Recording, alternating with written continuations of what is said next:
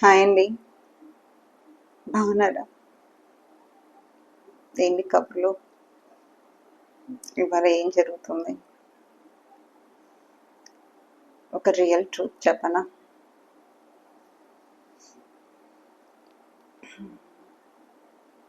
మీరు ఎవరినైతే ఎక్కువ ఎవరినైతే కేర్ తీసుకుంటారో వాళ్ళు మీతో కేర్లెస్గా ఉన్నప్పుడు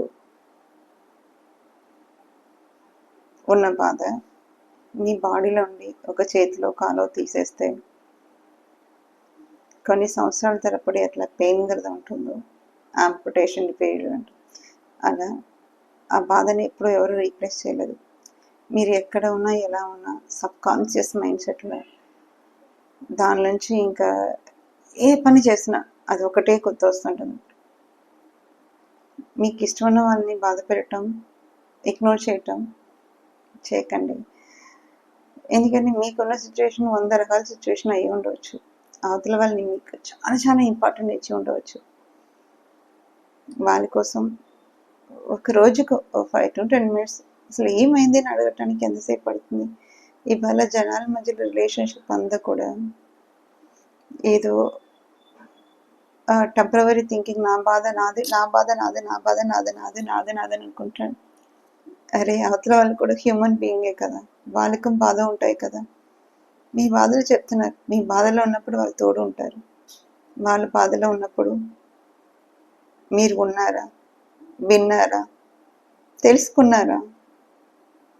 ఎందుకని? అది మీ బాధ కాదు కాబట్టి.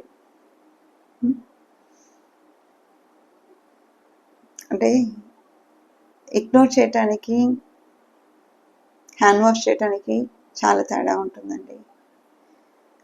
మీరు అన్నీ వాష్అవుట్ చేసుకుంటున్నారు, మీకు తెలియట్లేదు. మన ఒకరి కోసం ఎక్కువ అవైలబుల్ టైం అంతా కూడా మన వర్క్, మీకు అవైలబుల్ టైం కూడా సపరేట్గా వదిలేసుకొని వాళ్ళ కోసం డెడికేట్గా ఉండాలని అనుకుంటాం. వాళ్ళు నిజంగా ఖాళీగా ఉన్న టైంలో కూడా, వాళ్ళకి చేయగలిగిన టైంలో కూడా మీకోసం ఒక చిన్న థింకింగ్లో కూడా, అయ్యో ఈ వారం వాళ్ళ ఏదో చెప్పారు కదా, ఏదో చేయలేదు కదా, మర్చిపోయాను కదా, అది థింకింగ్ కూడా రాదండి. మరి నిజంగా వాళ్ళు బై నేచర్ చేస్తున్నారా, లేదంటే ఎందుకు లేని చేస్తున్నారో తెలియదు. కానీ హట్టింగ్ వరకు చాలా చాలా ఎక్కువ ఉంటుంది. ఇలా ఎవరైనా మీరు ఎక్స్పీరియన్స్ అయ్యారా? చెప్పండి చూద్దాం ఎంతమంది అయ్యారో.